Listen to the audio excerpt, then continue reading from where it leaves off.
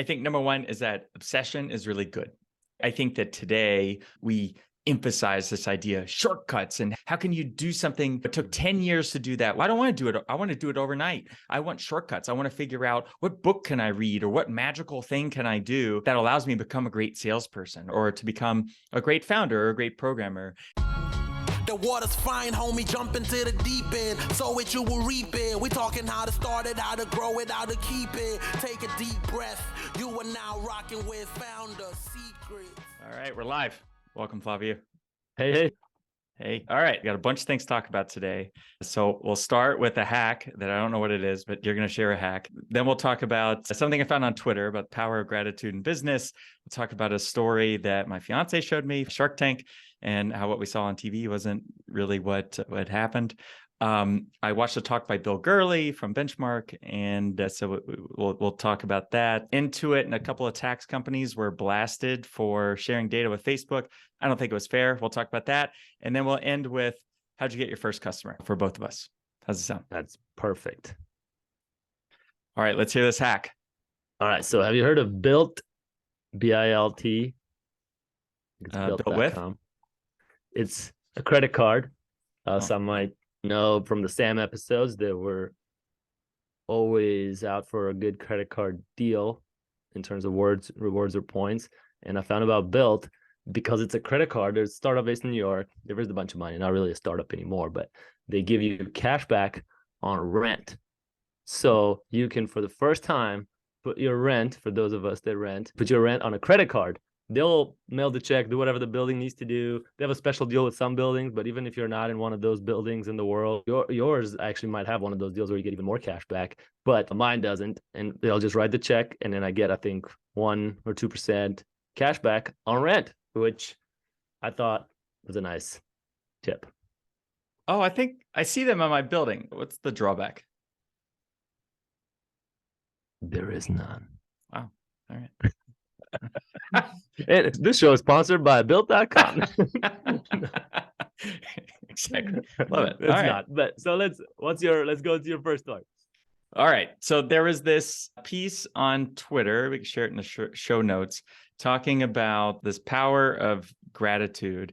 And I've had co-founders in every business I have, including this one. I think you have too, Flaviu. And this Twitter thread kind of talks about how there's one, I don't know if there's a secret, but there's this one kind of consistent factor in long-term relationships, whether it be a marriage or whether it be a business relationship or a customer-vendor relationship. And it's this concept of gratitude, and that gratitude can overcome negative feelings from another person. So for instance, if my co-founder is in a bad mood, then we can slice through that with gratitude. So the specific thing that he talks about in this is this idea of gratitude tennis. So this is from Gottman, who has written a bunch of books, and there's like the Gottman Institute talking about marriage and whatnot. And that he talks about gratitude tennis. It takes 3 minutes to play. Player one serves up something they are grateful for. So if you and I are playing it, then I start with something that I'm grateful for, and then it goes to you. So now you must return the gratitude with something you're grateful for. And then we go back and forth and we play this gratitude tennis for 3 minutes. And apparently this one kind of exercise of going back and forth can repair relationships, but also make it so that it keeps them strong. I do this myself in my daily journaling. I do it more like a few times a week, but in my journaling, I list 3 things that I'm grateful for. And I have a rule that's no repeats ever. So I'm not allowed to be grateful for the same things over and over again. But yeah, I just thought that was a neat idea around gratitude. Have you tried it? I think they call it ping pong or no, tennis, gratitude tennis, which I played tennis for 20 years, and I hope it's easier than actual tennis because I'm still recovering from the PTSD tennis left on my life. But nevertheless, have you tried it with someone else? What he's describing? Is he describing talking between 2 people like that way? Yeah. So I have not done this specific gratitude tennis. I just read about it this morning, but I do follow a lot of these concepts around gratitude. I think that I'm a very grateful person. It's something I try to invest a lot in. I think you're that way too. Yeah. I just struggle. What happened in the heat of the moment, it's hard to be grateful, right? So I remember another co-founder told me that he starts each day listing 3 things that he's grateful for, whether it's journaling or just thinking of it. And I tried that for a bit. And it became the same 3 things every day. It's always, oh, family, and I'm still alive, and a friend, and the business still not dead. So I stopped. But I'm wondering, and it's relatively easy to do in the morning and feeling great, but I'm wondering in the heat of a moment or in the heat of a debate, a discussion, someone's upset. I'm wondering, how do you go from that to being like, hey, let's play this game where I say something I'm grateful about you and you say something you're grateful about me. I just would have a hard time seeing, how do I transition into that mode? When you're really angry and then say, wait, guys, back to, let's calm down and let's just talk about what we're grateful for. And maybe that leads to punches. Is that what you're saying? Exactly. I think it would help if you had that ability to switch in the middle of a conversation. Love it. All right. That was a terrible one. Let's go on to the next one. So that's good. I think it's good too. So I'm a big Shark Tank fan. And so what's interesting about Shark Tank to me is that if you watch the early episodes, not only are they simpler businesses, but the simpler deal structures. It's just a much simpler show back then versus now. And now these people come in with no real sales and crazy valuations, crazy asks. And I think it's funny when they get knocked down, but some of them are actually good ideas, and there's some tech on there as well. One of them was a car company called Wave Cars. So the idea was an electric car that used free parking spaces because they're electric cars. It's a rental fleet. Seems like an interesting idea, not a business I would ever start, but an interesting idea. But what Michelle actually found on TikTok was one of the founders who went on the show telling a behind the scenes story about what happened on the show. So if you watch that episode, Lori Grenier at the beginning says, oh, I've actually seen your all's cars around Santa Monica. Now, what's interesting about that is that, what are the chances, right? What are the chances that she's actually seen? It made them look huge. And I remember seeing this episode and thinking, wow, that's really impressive. The behind the scenes, and this is covered behind the scenes. Yeah, I saw it behind the scenes, that the co-founder was telling the real story, which is that his buddy's wife saw Lori in Santa Monica and called him and said, hey, Lori Grenier is here at this promenade or something in Santa Monica. And so he got all 20 of their cars and just had them circle Lori where he thought Lori was for an hour. So just all the cars flood the streets. So when Lori goes to leave the promenade, she's, wow, there's like a bunch of these Wave cars everywhere. But to her, it looks like they're everywhere, right? But in reality, they're just following her. But what he said is that it gave them legitimacy, because at the beginning of the speech, to have a shark say, oh, I've heard of this brand or I've used this product, makes it so the other sharks say, oh, wow, that's interesting. Now, what I think is also interesting about this is that you can apply this in so many elements of business. What's an example? So you can run Facebook ads and LinkedIn ads targeted to specific people. I do that. We do this in my business today, where maybe I'll email you, Flaviu. I send you an email, but so you get an email from me in your inbox, but then you also see my ads when you log into LinkedIn. You also see my ads when you log into Instagram. Now, it looks like those ads are running to all founders or to all people in your role, when in reality, I'm just running those ads to maybe 2,000 people or 5,000 people. But to you, your experience, I saw you in the email, I got maybe a phone call from you, and I see your ads, this kind of swarm effect where they're everywhere. And I think that there are lots of ways where this can apply in business. What's this company called? Wave. They went out of business. Okay. But the strategy still stands despite the business not standing. These things have gotten so good at targeting that I post some jobs on Upwork or Fiverr. And these people, usually in Asia, are very aggressive about getting the work. And in fact, they're so aggressive that don't just message you on Upwork. They will target you on LinkedIn, on Facebook, on Instagram. You've gotten Instagram DMs from a guy that just wanted to help produce our show. Mm-hmm. Like a $30 Upwork job. I'm starting to get Skype messages from people. I only use Skype to communicate with my parents in Romania because that's just the software they use. And now also these people on Upwork that somehow triangulated that my username on Skype matches the person on Upwork. It's really incredible how good they've gotten. That's a very hungry person. Yeah, I didn't know Skype was still around. That's only in Romania. You guys are single-handedly holding it up. Yeah, there you go. I love Skype. Love it. All right. So I'm going to talk about Bill Gurley, who I know you're a big fan of. I've been listening to a lot of podcasts recently, and one of them referred to this talk that Bill gave. Now, you probably know more about him than me. He gave his talk in 2018. He's a partner, right, at Benchmark Ventures, or he's co-founder of it. And so this talk it's at a university. He's in front of a classroom, and it's down in Texas. And he gives this talk around 3 stories. And in case anybody watches it, I'm not going to ruin what happens because he has these great reveals in the talk. But he tells 3 like real stories about not necessarily entrepreneurship, but about the reveals. Okay, we give him the spoiler alert. Now I want to know, what are the 3 reveals? Okay. It tells a story about Bob Dylan, but I guess Bob Dylan went by a different name. Like Bob Dylan, he like renamed himself when he became like a big musician. But before he became a big musician, he was obsessed with listening. So he was obsessed with just, he became this hardcore listener about other musicians to the point to where he could mimic their songs. Like you could listen to a song so many times that they can mimic it. So an example of this, I'm a big stand-up comedy fan. I know you are too. And I've listened to some comedy specials maybe 50 or 100 times. And so much so that when I hear that same special, if I've later heard that comic tell that joke live, it sounds wrong to me. Like it's that's how I say it. The inflection is supposed to be here, but it's because I've listened to it so many times that it sounds right. And that's the way that Bob Dylan was. He would he could reproduce the sound that these great musicians were performing.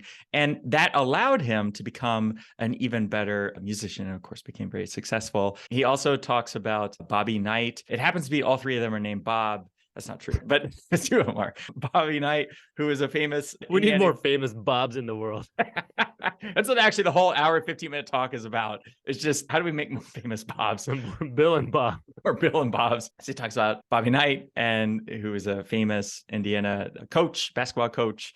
And anyhow, so it goes through these stories. Then he talks about his principles of living life and how early on he was discouraged by people to go into investing. One of the things that stuck with me is that early on he was told, you can't do this. You can't become a great investor or became venture capital unless you have 15 years of experience. So don't waste your time. Don't even ask me any of these questions. And that's so different than the way that the world is today. Yeah, I just thought it's a very interesting talk. Yeah, people told him that, and it set him back a little bit. Obviously, didn't set him back too much. He's done very well. He's a billionaire.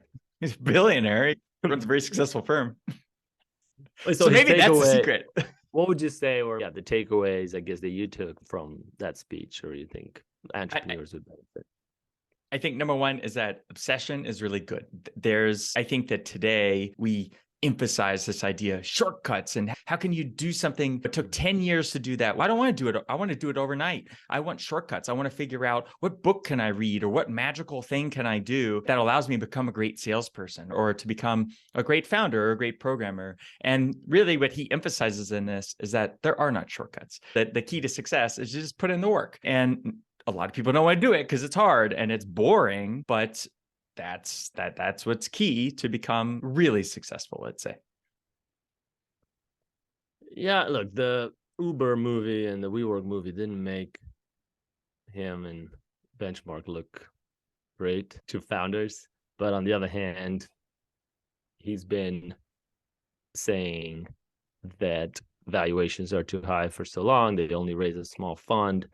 They have had some incredible companies in their portfolio, and so now the economy is tanking. He really looks like a genius. So people are like, look at that, Bill Gurley was right all along, right? That he didn't invest in some of these super high valuation companies. He just chilled being a billionaire, and now here comes the opportunity to invest in their smaller fund. I think that's a little over exaggerated. I think that's more a broken clock is still right twice a day. And I think VC can function in a similar manner where you place these bets and some of them win, and then everybody declares you're a genius. Or you don't place bets and then everyone declares you were a genius that you didn't place bets because it was a terrible time to do it. I think, honestly, I admire more the funds that have gotten into doing real work. If you look at Andreessen or some of these funds, they've gotten actually a lot of negative press because of crypto and some of their investments that didn't pan out.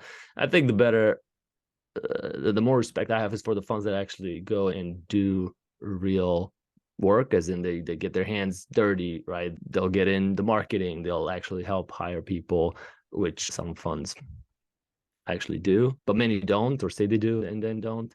So I think we're entering an era where just placing bets is not going to be as valuable. Capital used to be freely available to be deployed, and that's becoming a little less. It might be tougher for that industry going forward. Not to say that any of the takeaways you mentioned from Bill Gurley aren't valid, but I just think I'm a little skeptical of the VC industry and professing who's a genius and who found the right way.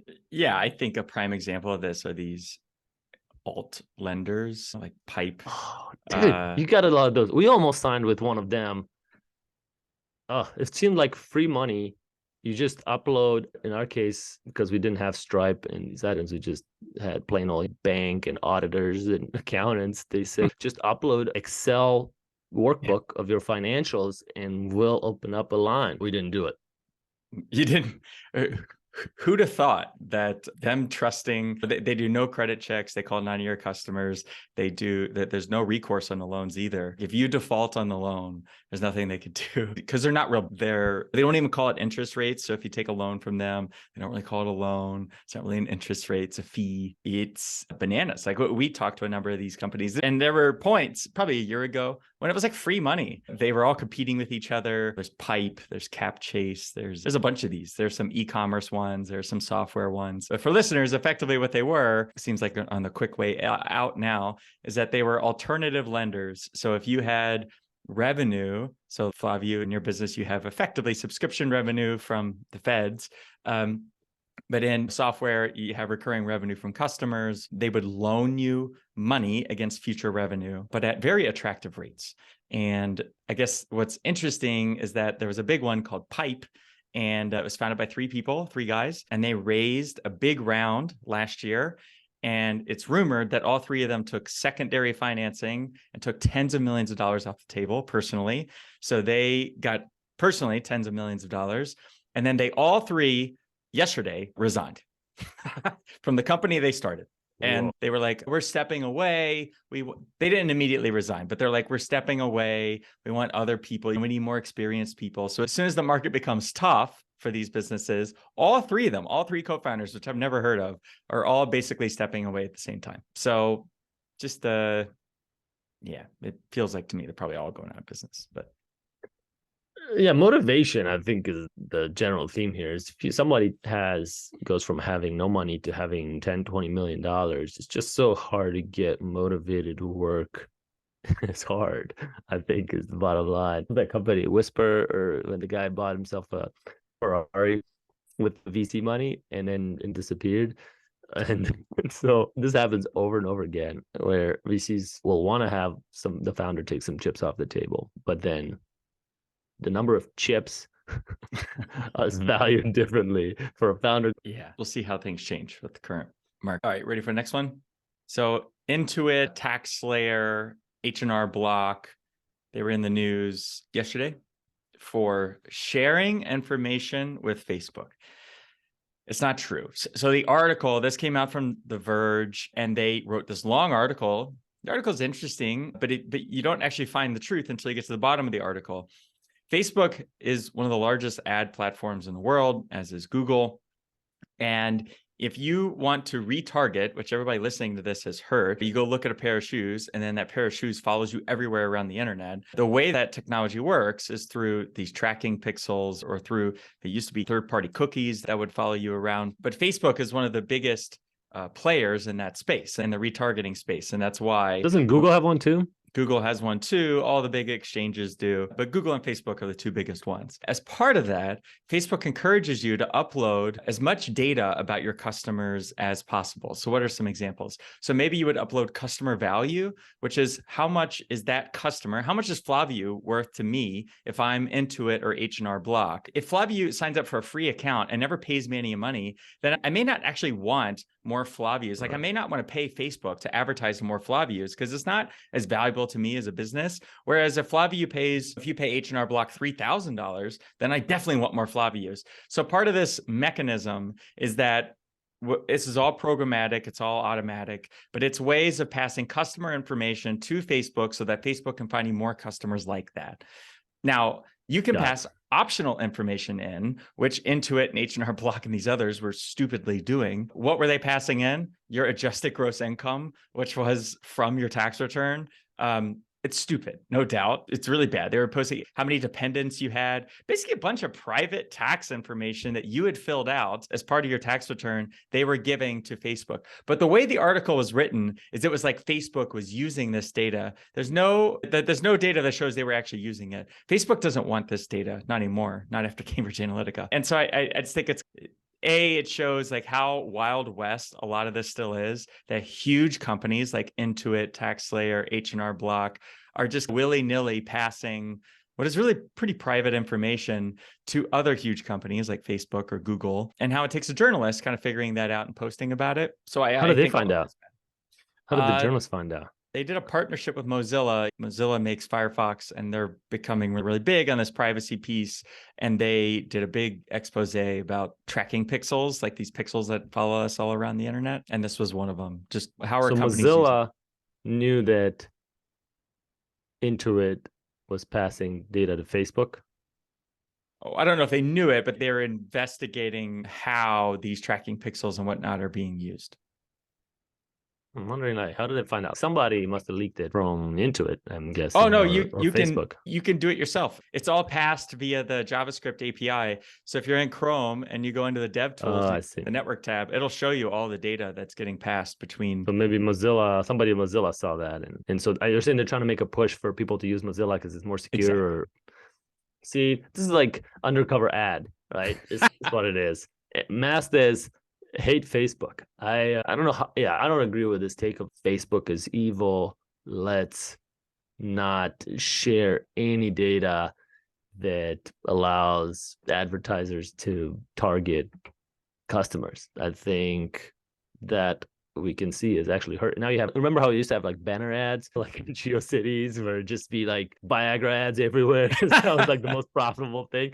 That's stupid. Whereas ads nowadays, like if you go out ads, they're amazingly hyper targeted. I learn about new products all the time from ads. And look, not to say that I love ads, but I also don't think it's what's going to bring humanity to an end. I think we're disproportionately valuing how many dependents we have. This LexisNexis has all the data, and nobody's complaining about LexisNexis sharing it with 1 million people. You can buy all this data not on the black market, but from Equifax and from TransUnion and from LexisNexis, which are like public companies, but you don't hear about them getting the number of dependents. Whereas if Facebook has an API or somehow by mistake somebody like uploaded it, they're like, Facebook is evil. I just think we're disproportionately finding a villain here. Yeah. I spent this weekend in Kentucky with some family. And what's interesting is if I'm at my dad's house and I'm watching the exact same basketball or football game that I watch at my house or I watch on YouTube TV, he is shown completely different ads on a live television show than I am. He's shown ads around retirement and a lot of ambulance chasers, a lot of stuff like that. And I don't see any of those ads. When I watch the exact same game on the exact same channel, to your point, the ads are very personalized. And there's an element of ads are never going away. I was listening to a podcast earlier and a guy said, I think that money in politics, trying to get money out of politics is a fool's errand. Money will never get out of politics. The way to get money out of politics is to flood politics with money, is to make money irrelevant in politics. And I thought that was very interesting. I'm not saying he's right or wrong, but I love that he's fighting. You will spend the rest of your life trying to get money out of politics. It's never going to happen. And I feel the same way about ads. Ads are never going away. I have ad blockers on everything I use. I never see ads. They don't show up. I don't see them. I pay for YouTube Bread. I pay for all this stuff. So I don't see ads. I run ad blockers and everything. I have an ad blocker on my phone. I don't see ads. But I also appreciate that they're just part of the world and they're never going away, especially part of the internet. Agreed. Cool. What's next? All right. How'd you get your first customer? Maybe in each business. I was a member of the Rotary Club. Many of our listeners might not know what a Rotary Club is. No. It's a not-for-profit. It's actually responsible for how I ended up coming to America from Romania, but we won't go into that story. That's not how I got my first customer, although that was instrumental. But after college and starting a business, I was trying to find pharmacies as customers. And lo and behold, nobody would pick up my call. Nobody wanted to talk to some tech guy, not a pharmacist. My co-founder was a pharmacist. So I would say, hey, I know a guy who's a pharmacist. Talk to me. And it just didn't go anywhere until I forget who gave me the advice, but all of us have access to some groups, some lists, some network, no matter how small it is, right? You might have gone to high school or, I don't know, daycare, parents, somebody. There's some list of people in each of our lives. And in my case, it was this Rotary Club, which was not for profit. It included things from educators to all over the world. But I want to look at this list and see if there's any pharmacists on it. And sure enough, there was one. And I called him up and I told him I was in the Rotary Club, and he said, hey, come on by the pharmacy. And he kind of really was more of a charity customer. So I feel like he took it easy on me, right? He was like, hey, this kid wants to sell me this app. So he said, I asked for $1,054 a year, which is an exact number because we did this, like, pricing is a whole nother conversation. That was a bad way to do pricing, but I came up with that was the ideal price. And he was like, okay, how about I give you $500? And I was like, okay. And that was our first customer. What was he paying you for? I showed him a PowerPoint of an iPad app. So the product was an iPad app, but we hadn't built the iPad app yet. We had built the design screens. And so I had a flow of screens that looked like an iPad app where you would tap. It was on an iPad, but it was a PowerPoint slide, but it looked like it's hard to describe. It looked like an iPad app on an iPad. It was actually a PowerPoint slide that when you clicked on, say, like new button, it would go to the next slide, which had the new button with a pop-up coming out of it. So now it looked like, oh, look, the pop-up came out. I'm like, wow, that's cool. And then, well, what if you pretend to type, and I'd pretend to type like John, and oh, look at that, John came up as a patient, and you can, and our product compared health plans for this senior to save money.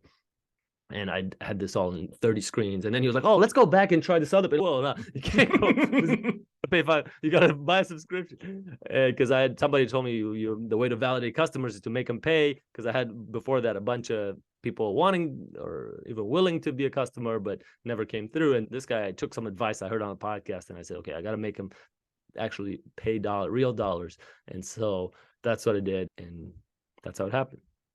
Did he pay you? Yeah, he wrote a check for $500. In fact, to this day, I think he continues to pay that amount. He's the only person paying $500 for the software. I think to this day, that's not even a subscription level we have. It's just for this one customer. He's still a customer.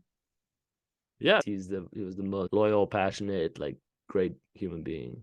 But what did you, so it sounds like what you're saying is that the reason he took the meeting was because of Rotary. But do you think, how much did Rotary impact his decision to say, fine, I'll give this guy $500? I think what it does is establish trust. If someone calls you out of the blue and it's a cold call, you don't feel bad hanging up.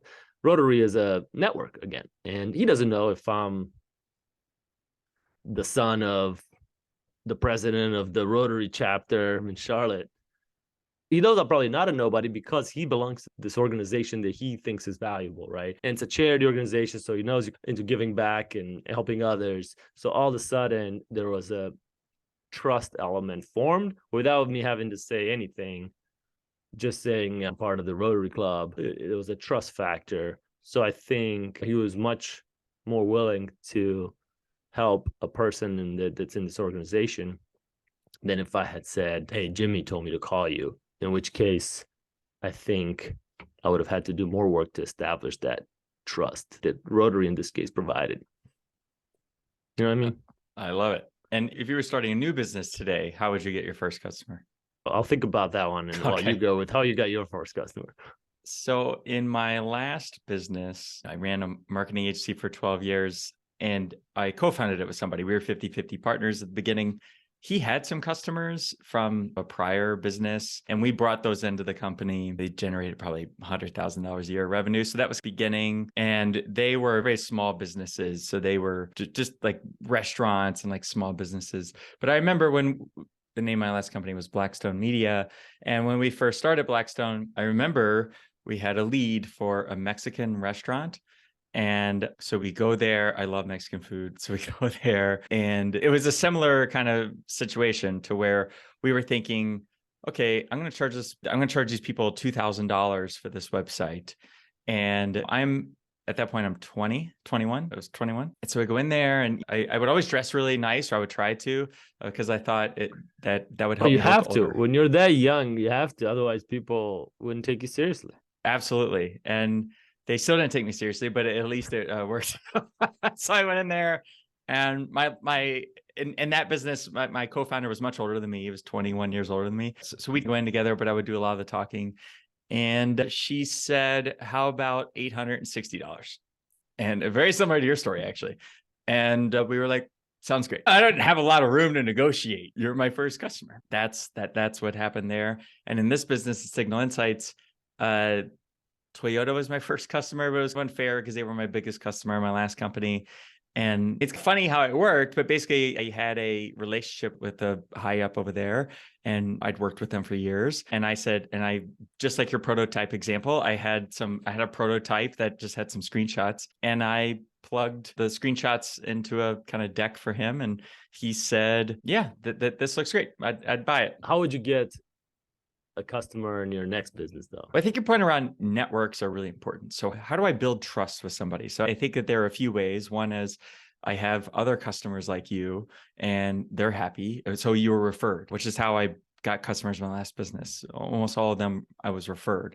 Somebody happy would say, hey, you should talk to Taylor about building a website or about doing that marketing campaign.